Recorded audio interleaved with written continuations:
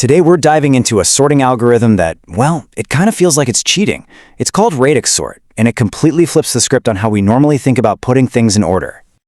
Now, I want you to really think about that for a second. How on earth would you sort a massive list of numbers without ever asking, is this one bigger than that one? It sounds impossible, right? But that's exactly what Radix Sort does. You see, most sorting methods you've probably heard of, like bubble sort or quick sort, are all about comparing things. They're constantly asking, is A bigger than B? Radix Sort just doesn't care. It has a totally different approach.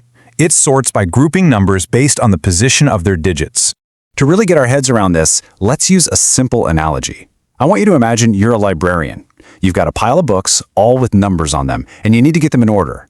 But we're going to use a special set of bookshelves to do it. So, in front of you are 10 shelves, one for each digit from 0 to 9. And the entire sorting process is really just 2 steps, repeated. First, you place the books on the shelves. Then, you collect them. That's pretty much the whole thing. All right, enough theory. Let's see this thing in action. We're going to take this list of numbers and sort it in just 3 passes. We'll start with the ones digit, then move to the tens, and finish with the hundreds. For our first pass, we are only, and I mean only, looking at the digit on the far right, the ones place.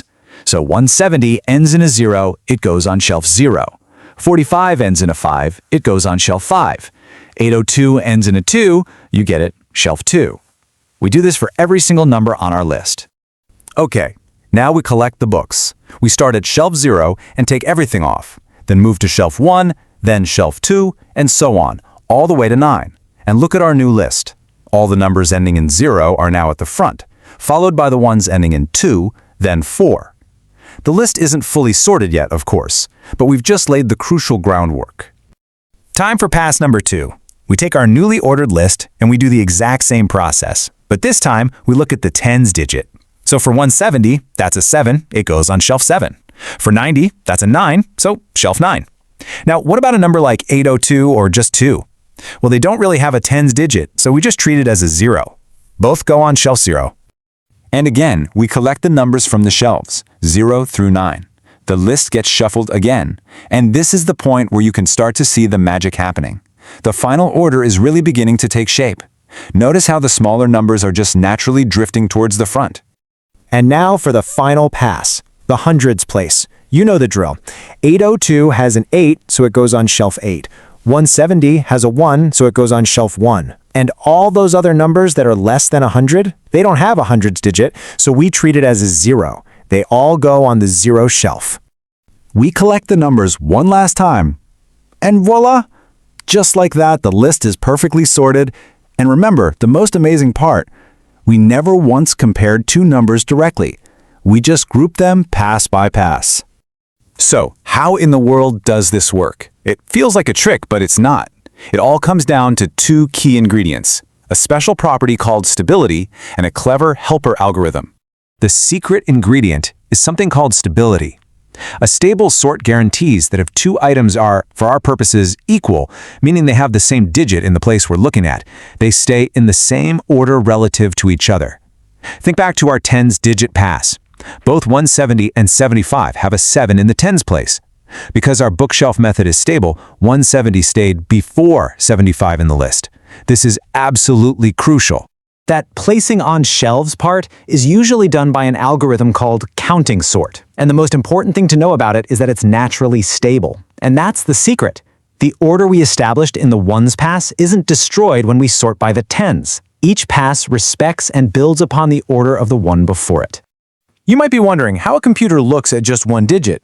It's actually a pretty simple math trick. As you can see here, to get the tens digit of 753, you can use integer division and the modulo operator. This simple formula lets the computer isolate any digit it needs, whether it's the first, the third, or the 10th. Okay, so we understand the mechanics, but why would we actually use this? What's the point? Well, the answer comes down to one word: speed. Under the right circumstances, Radix Sort is unbelievably fast. Now, let's touch on something called time complexity. It's how we measure the efficiency of an algorithm. The formula for Radix Sort is O of D times N. I know it looks a bit technical, but the concept behind it is actually very straightforward. In that formula, N is simply the number of items we're sorting, and D is the number of digits in our largest number. So if we're sorting 1,000,000 numbers, and the biggest one has 6 digits, the time it takes is roughly proportional to 6 times 1,000,000. The key is that it scales in a very predictable, linear fashion. And that's the whole reason it's so fast. Comparison sorts can get tangled up in a really complex web of checking and rechecking. Radix Sort just sidesteps all of that. It's a simple, repetitive process. Distribute, collect, distribute, collect. It's a totally different and often much more efficient way to think about sorting. So, where would you actually see this being used? Well, it's absolutely ideal for sorting huge sets of integers that are all roughly the same length. We're talking about things like student IDs, zip codes, or even phone numbers. For those kinds of jobs, Radix Sort is a fantastic choice. But it's not a silver bullet. It's important to know its limitations. Radix Sort, at least in its basic form, doesn't handle things like floating point numbers, negative numbers, or data where the length varies a ton, like long strings. For those cases, a good old comparison sort is usually your best bet. And that's Radix Sort, a truly elegant algorithm that achieves order by grouping, not by comparing. So the next time you see a massive list of IDs get sorted almost instantly, you can ask yourself, did that just happen without a single comparison?